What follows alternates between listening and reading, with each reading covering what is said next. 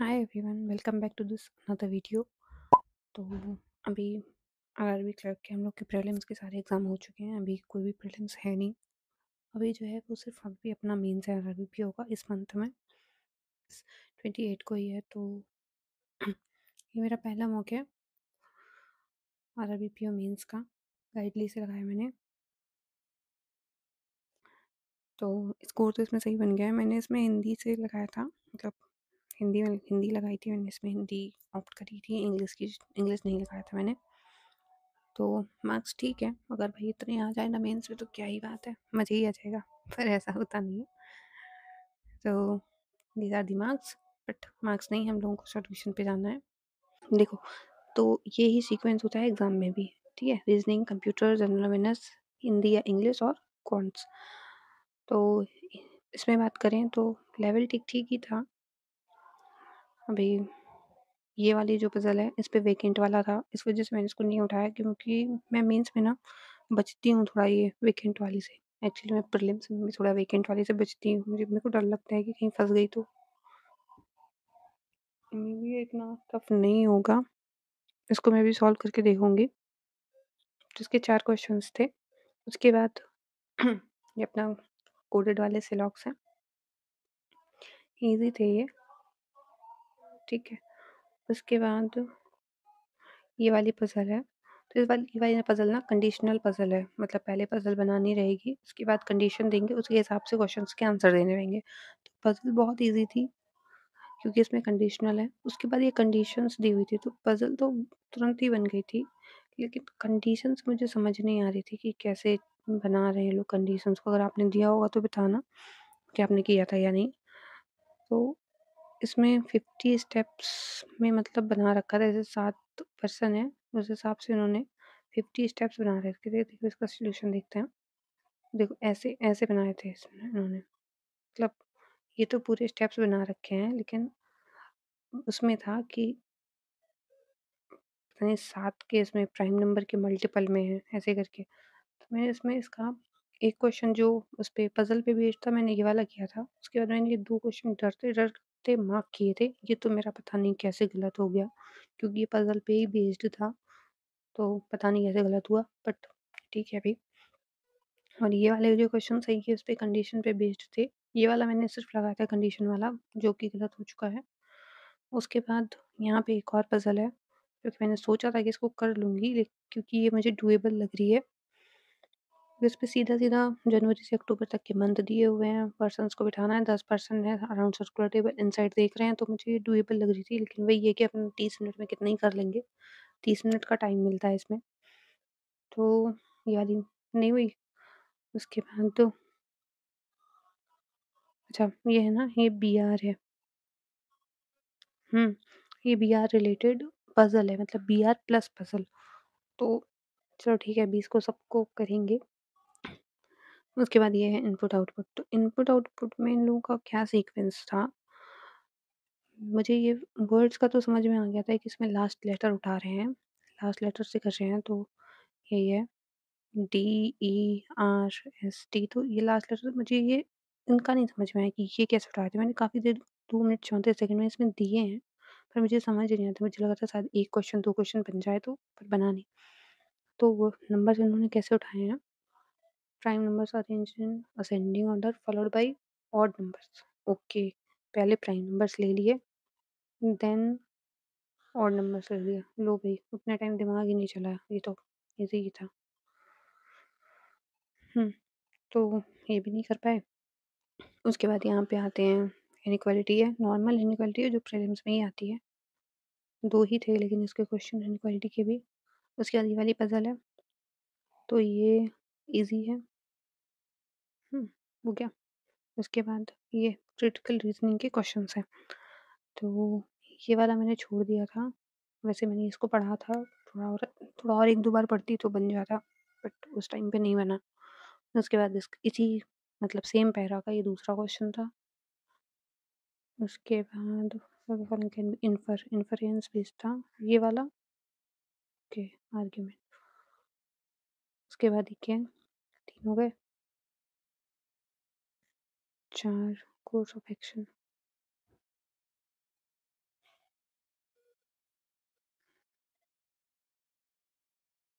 ये वाला मैंने क्यों नहीं किया? ये सही है मतलब ये डुएबल था ना?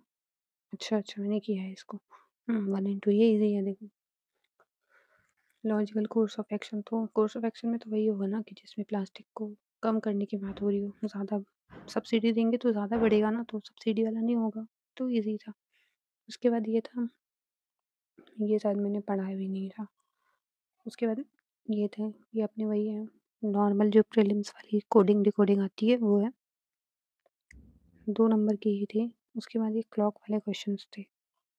इसको मैंने किया तो ठीक था, पता नहीं मार्क कैसे गलत कर दिए। ये वाला है तो एक ये वाला है तो ये भी ठीक था। उसके बाद कंप्यूटर पे आते हैं तो कंप्यूटर पे मेरे 4 गलत हैं। मैंने सिर्फ 21 क्वेश्चन ही अटेम्प्ट करे थे इसमें। कंप्यूटर पे क्या रहता है, जितना भी मतलब मार्क्स आपके आएँगे उसमें आधे हो जाते हैं मार्क्स। तो इसमें इतने क्वेश्चन करे थे, कंप्यूटर को थोड़ा और अच्छे से करना पड़ेगा। कंप्यूटर के लिए मैं क्या कर रही हूँ, तो मैं ज़्यादातर सोच रही हूँ कि मैं मॉक टेस्ट पे ही जाऊँ। मॉक टेस्ट करूँ और अरोरा एजुकेटर्स पे क्लासेस आती हैं अरोरा सर की, सचिन अरोरा सर की, तो उनकी क्लासेस करने वाली हूँ और मॉक टेस्ट ही करने वाली हूँ। मैं कोई पीडीएफ वीडीएफ नहीं पढ़ने वाली हूँ। तो ये है उसका। जनरल अवेयरनेस पे जाएँ तो ठीक है, जनरल अवेयरनेस पे मेरे अच्छे अच्छे बढ़िया गलत हुए हैं। हुँ, ओके। हुँ, ठीक है भाई, और रिवाइज़ करना पड़ेगा। भूल जा रहे हैं पता नहीं क्यों। हाँ, तो मैंने इसमें हिंदी अटेम्प्ट करी थी। हिंदी दिखा देती हूँ। देखो, रियल एग्ज़ाम में हिंदी बहुत अच्छी आती है, अच्छे लेवल की आती है। ऐसी नहीं आती है जैसे गाइडली वाले देते हैं। गाइडली वाले इंग्लिश का लेवल तो बहुत अच्छा देते हैं बट हिंदी का लेवल अच्छा नहीं देते हैं। सुन लो भाई गाइडली वालों, सुन रहे हो? थोड़ी अच्छी हिंदी दो ताकि एग्ज़ाम से भी मैच करे। अच्छे बंदे हायर कर लो। हिंदी पढ़ाने वालों की कमी है क्या? तो मैंने इसका पैरा जंपल किया नहीं था क्योंकि मुझे लग रहा था गलत ना हो जाए, और हिंदी इसमें भी गलत हो गए। वे कल घर आई थी, क्यों गलत हुआ?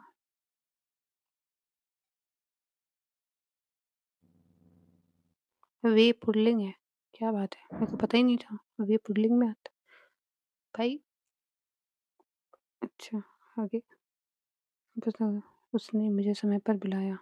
पढ़ते हैं, पढ़ते हैं होना चाहिए, पढ़ते हैं। ओके, इसमें बिंदी नहीं है इसलिए ओके। अगला, ये वाला ठीक है तो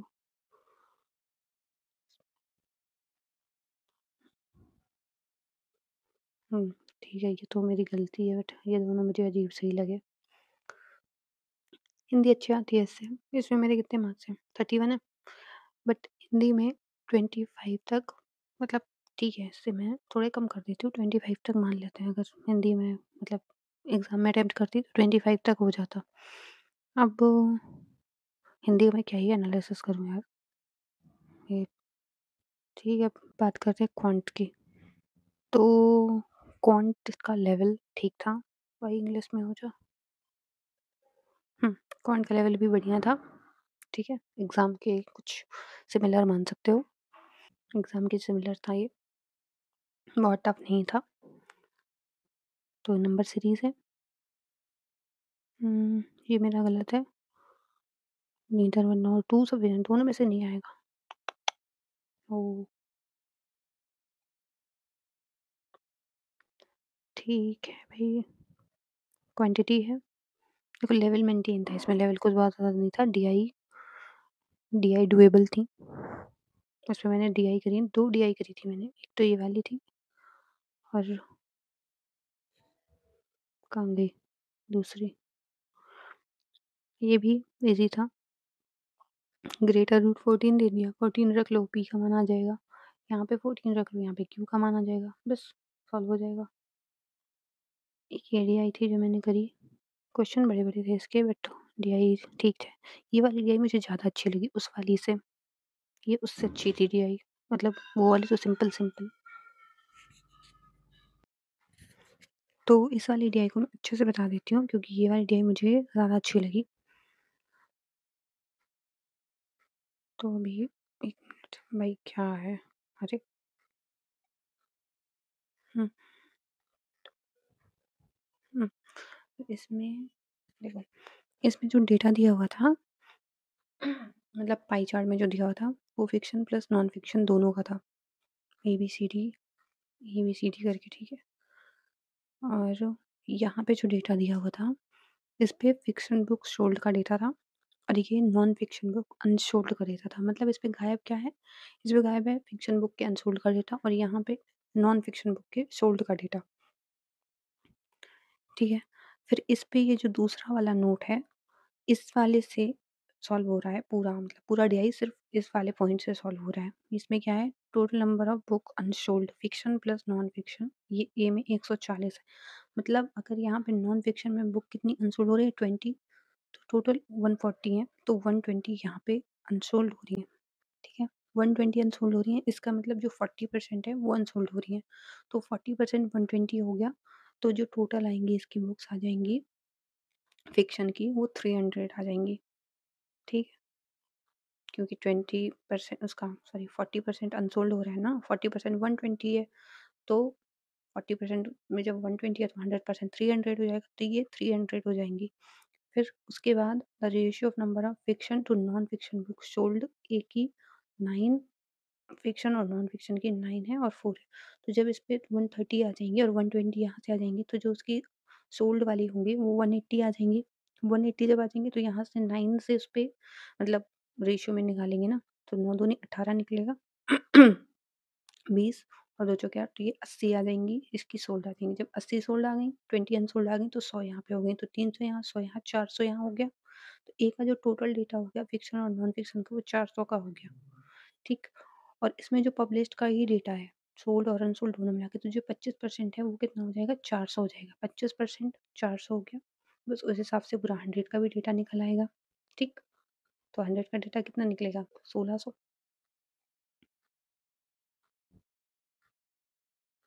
बस ऐसे करके पूरा निकल आएगा। बस फिर यहाँ से सारी सारी डिटेल्स मतलब इससे सबकी निकल आएँगे, ठीक है? ऐसे सॉल्व हो जाएगी ये। तो इस टीआई में टोटल कितने, यहाँ से नहीं है, यहाँ से है। तो टोटल इसमें 4 क्वेश्चन हैं। मुझे लगता है इस डीआई में ज़्यादा क्वेश्चन होने चाहिए थे और ये वाली डीआई ये बहुत बहुत डायरेक्ट डीआई थी। 2018 के फ़ोटोज़ अपलोड का डेटा है यहाँ पे और यहाँ पे वीडियोज़ अपलोड का डेटा है और सबके परसेंटेज दिया हुआ है। तो ये बहुत ईज़ी थी, बहुत ज़्यादा डूएबल थी, मतलब सभी ने करा है इसको। कितनी थी? ये इस पे 5 क्वेश्चन्स थे और ये वाला मैंने बता दिया। इसमें 2-3 क्वेश्चन्स हैं, ये डीआई हो गई। ये मिक्सचर एलिगेशन का था, ये क्वेश्चन मैंने करा था। ये वाला मेरा गलत हो गया है, शायद मैंने ध्यान नहीं दिया इस वाले पे, सॉल्व करा था मैंने। उसके बाद ये वाले जो क्वेश्चन्स हैं, ये सीरीज़ के क्वेश्चन्स हैं, ठीक है? और ये ईज़ी है, मतलब अरिथमेटिक ईज़ी है, अगर मैं अरिथमेटिक में पहुँचती तो मैं ज़रूर कर लेती। वही है, 30 मिनट इसमें भी होते हैं अपने पास। अब 30 मिनट में अपन जितना कर पाते हैं उतना करते हैं। इसमें ना ये वाला क्वेश्चन बहुत डुएबल है और ये वाला भी, 2 हो गए और ये तो शायद मैं छोड़ रही थी उसमें भी। इस पे भी मैं देख के डर रही हूँ भाई, कितना बड़ी लेंथ का है। हाँ, ये ईज़ी है। ये दिख रहा है बड़ा-सा पर ये ईज़ी है। रेशियो एक्सपेंडिचर ये वाला, ठीक है, ये भी ईज़ी है, मतलब डूएबल डूएबल साइड पे है ये वाला। बट इसमें ना एक चीज़ की कमी है, इसमें स्पीड मैथ्स की कमी है क्योंकि आरआरबी, पीओ मेंस के पेपर में ना स्पीड मैथ्स भी होता है। क्वाड्रेटिक के फॉर्म में, नंबर सीरीज़ के फॉर्म में, नंबर सीरीज़ में है पर 4 ही हैं। हाँ, इन्हें स्पीड मैथ्स में अगर काउंट कर रहे हों और ये जो कहाँ गया अलजेब्रा, फिर कहाँ चला गया भाई? हाँ, ये अलजेब्रा है जो 1, 2 क्वेश्चन्स का, इनको भी शायद स्पीड मैथ्स में काउंट कर रहे हो तो बात अलग है। बट स्पीड मैथ्स भी होता है। ओवरऑल लेवल की बात करूँ तो अच्छा है, मतलब बैलेंस लेवल है, बहुत ईज़ी नहीं है, बहुत टफ नहीं है। हाँ, बस यही है, मेरा रीज़निंग का थोड़ा बेकार चला गया है। ये वाली पज़ल में अगर मैं थोड़ा इसको ये वाली पज़ल को अगर मैं थोड़ा-सा क्रैक कर पाती तो इस पे मेरे मार्क्स और अच्छे होते। ठीक है। हिंदी और इंग्लिश के लिए उसको मार्क्स को मैं बहुत ज़्यादा नहीं मान रही हूँ। इसके मैं 25 मार्क्स ही ज़्यादातर मान के चल रही हूँ कि 25 के आस-पास ही अगर आ जाएँ तो बहुत अच्छा है। बाकी इनमें इतना लाया जा सकता है मार्क्स आराम से, जितने-जितने इसमें हैं। So yes, that's all about the mock. लगाएँगे अगला मॉक कब? कल। उसका एनालिसिस भी मैं शेयर कर दूँगी। तो बाय-बाय। मैं अभी और हाँ, एक चीज़, मैं अभी ना मॉक टेक्स्ट बुक और गाइडली से लगा रही हूँ। तुम लोग बताना तुम लोग किससे लगा रहे हो? और अगला मॉक शायद टेक्स्ट बुक का लगाऊँ या फिर गाइडली का। You never know. बाय।